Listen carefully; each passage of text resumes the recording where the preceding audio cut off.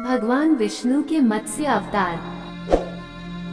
मत्स्य अवतार भगवान विष्णु के प्रथम अवतार है।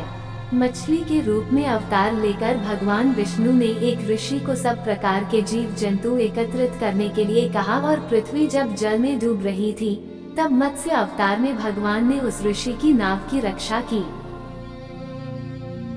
इसके पश्चात ब्रह्मा ने पुनः जीवन का निर्माण किया।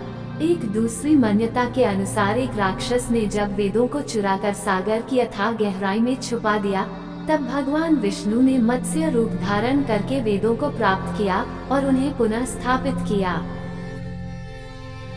मत्स्य अवतार की कथा।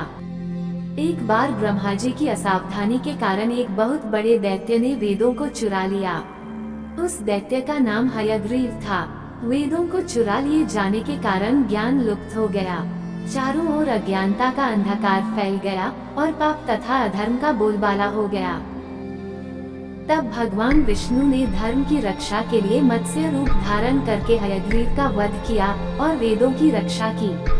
भगवान ने मत्स्य का रूप किस प्रकार धारण किया, इसकी विस्मयकारिणी कथा इस प्रकार है।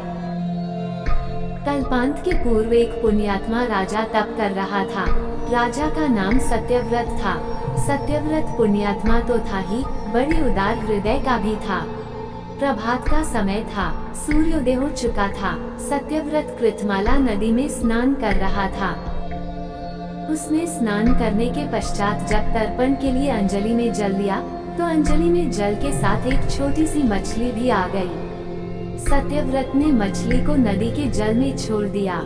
मछली बोली, राजन, जल के बड़े बड़े जीव छोटे छोटे जीवों को मारकर खा जाते हैं।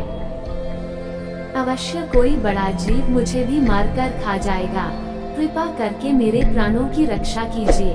सत्यव्रत के हृदय में दया उत्पन्न हो उठी। उसने मछली को जल से भरे हुए अपने कमंडल में डाल लिया। तभी एक आश्चर्यजनक घटना घटी।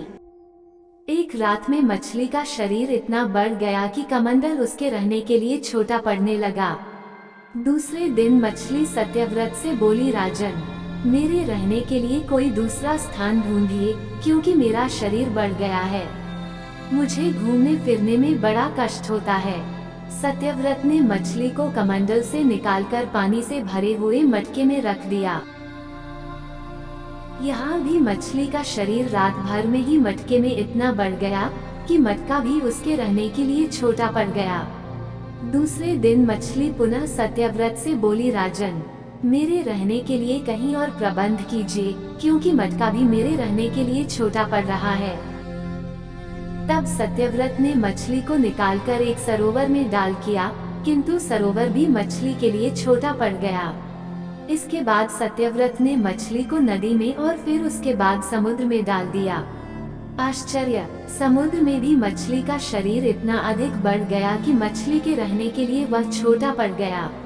अतः मछली पुनः सत्यव्रत से बोली, राजन, ये समुद्र भी मेरे रहने के लिए उपयुक्त नहीं है। मेरे रहने की व्यवस्था कहीं और कीजिए। अब सत्यव्रत विस्मित हो उठा। उसने आज तक ऐसी मछली कभी नहीं देखी थी। वो विस्मय भरे स्वर में बोला, मेरी बुद्धि को विस्मय के सागर में डुबो देने वाले आप कौन हैं? मत्स्य रूपधारी श्रीहरि ने उत्तर दिया, राजन, हयग्रीव नामक दैत्य ने वेदों को चुरा लिया है। जगत में चारों ओर अज्ञान और अधर्म का अंधकार फैला हुआ है। मैंने हयग्रीव को मारने के लिए ही मत्स्य का रूप धारण किया है। आज से 7वें दिन पृथ्वी प्रलय के चक्र में फिर जाएगी। समुद्र उमड़ उठेगा, भयानक वृष्टि होगी, सारी पृथ्वी पानी में डूब जाएगी। जल के अतिरिक्त कहीं कुछ भी दृष्टिगोचर नहीं होगा। आपके पास एक नाव पहुंचेगी।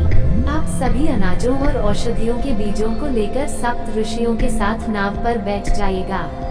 मैं उसी समय आपको पुनः दिखाई पड़ूंगा और आपको आत्म तत्व का ज्ञान प्रदान करूंगा।